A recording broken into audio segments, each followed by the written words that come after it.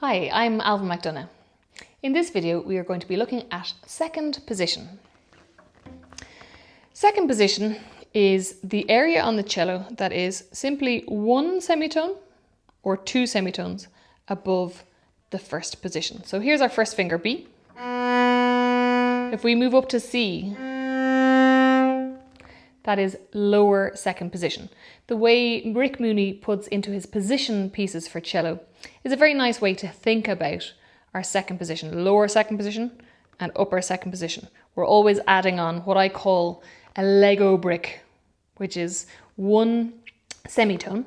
And we always think about our Lego bricks as semitones. So we could say one semitone, and then both of them together equal a tone. So you have two Lego bricks of space as we move up the instrument. I like to think about those building blocks sort of like a jigsaw puzzle, so that we really become very secure all the way around the fingerboard. So our lower second position is where our first finger plays, where usually the second finger lies in first position. So let's say we play our C. We can check it against the open C. Okay, so, and I'm going to put my first finger there. So you see, I didn't move very far. I literally went, I did a little semitone shift. I do have shifting videos, so please do go back and give them a recap so you can move between the positions here. So that's a C, C sharp, D, E flat. So second position is just a hair bigger in spacing than our third position was. So again, we're talking about millimeters as we move back. But the big difference is when we're in fourth position and we go back to first, we can really feel the difference in spacings. So fourth, third a little bigger, second a little bigger again. So always remember that you have to listen very, very carefully for the tuning. That's why it's a great idea to check all the notes with open strings around the instrument. So we've got a C, then we have C sharp, D, lovely. So we're all in the correct spacings now on the A string. Then when we go across to the D string, F, F sharp, G, A flat. Going across to the G string, we've got, so you hear that's a B flat, B natural, C, C sharp, and then an E flat on the C string. So E flat going to E natural, then to an F sharp. Okay, so again, finding little notes that are similar. If we're in lower second position, the D, third finger, is the same as the string next to it below. On the D string, the G, third finger, is the same as the G string, and then we have C. Always just nice to pick out those little notes and see, can we find a C in fourth position? Can we find a C in second position? Do we know what the fingering choices are?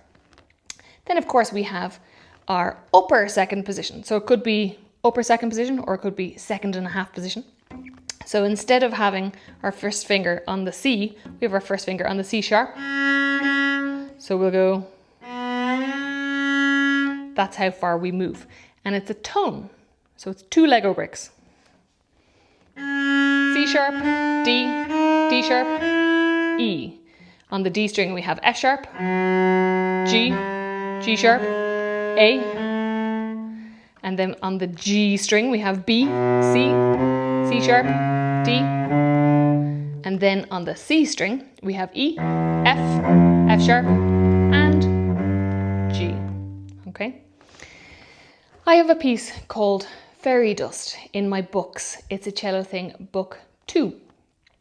And Fairy Dust is a really fun one because they are all natural harmonics.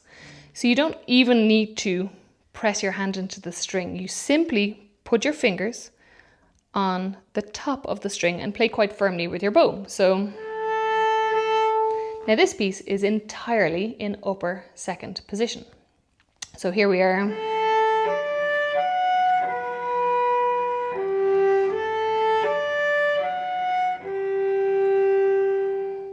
you can see that my hand stays in upper second position and everything there is on the second position. You can go and have a listen to that on Spotify. There are piano accompaniments and also the full track if you'd like to hear it.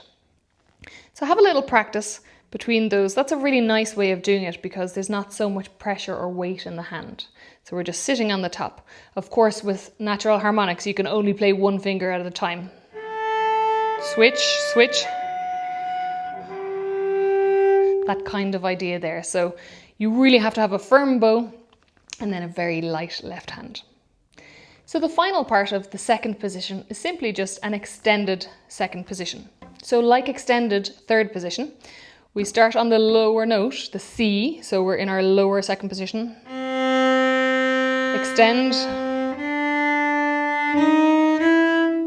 So you can see here my entire hand is in the upper second position, except for my first finger, which is pointing back towards my face. And that one is playing the first note of the lower second position. So here we are, C, D, D sharp, E.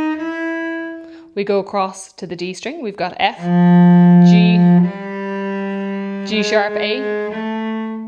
Then we have our B flat here on the G string. Stretch to C, C sharp, D.